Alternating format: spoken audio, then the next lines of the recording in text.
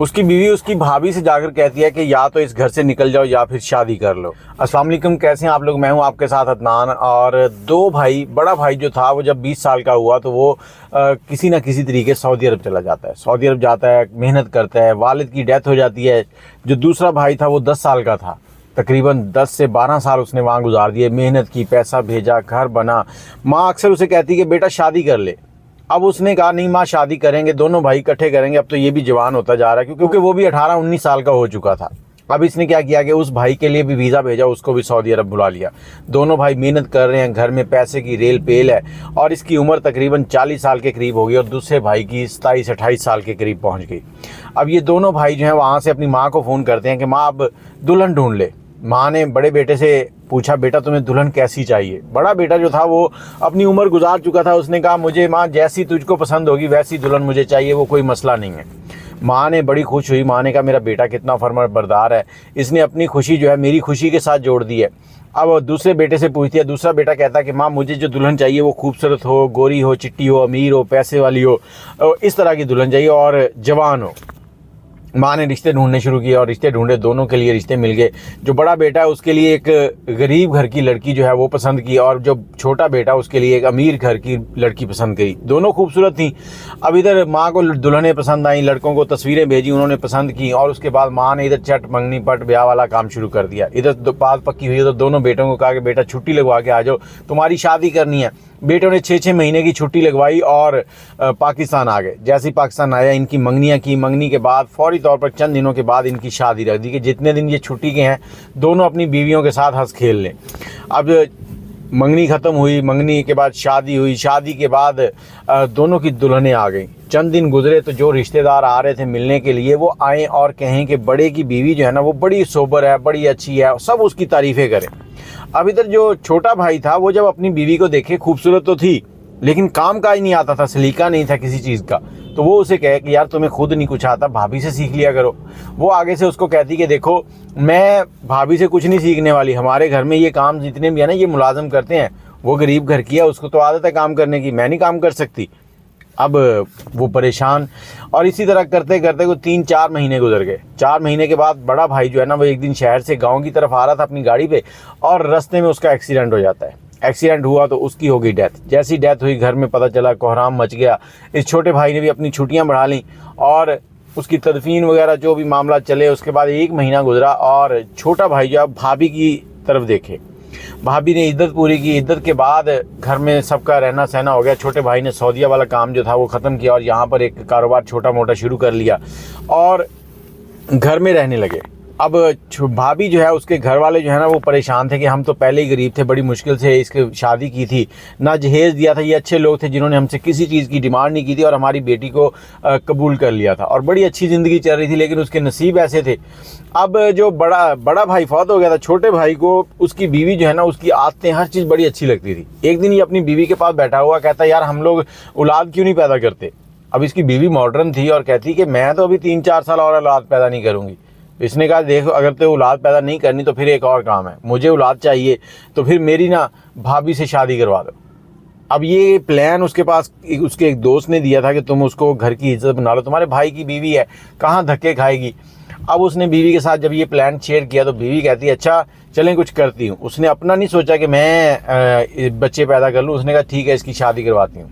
कुछ चंद दिन गुजरे, भाभी को तंग करना शुरू कर दिया और आखिरकार उसे बातों बातों में कहती कि देखो भाभी या तो शादी कर लो या फिर कुछ और सोच लो अपना, हमें इस तरह से परेशान ना करो।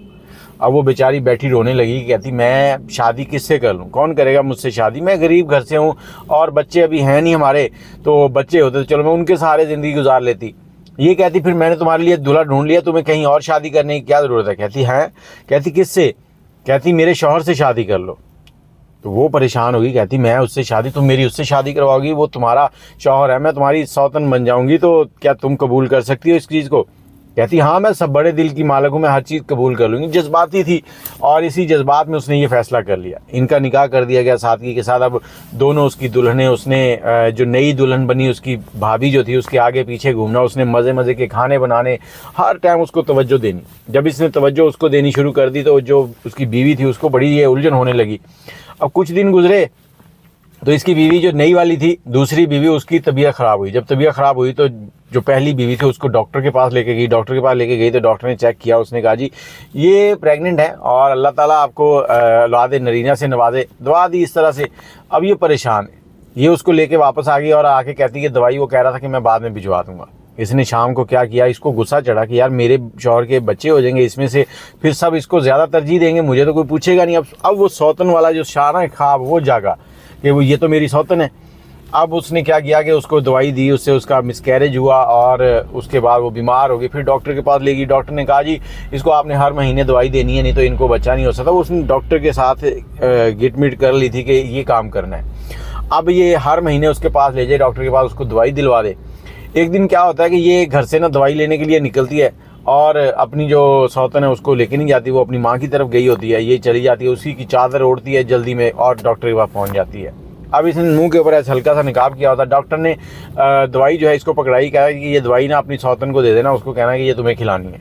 अब ये परेशान हुई कि दवाई मेरी है, उसको क्यों देनी है, आधी दवाई मुझे पकड़ा रहा है, आधी उसको दे रहा है कि ये उसने देनी है।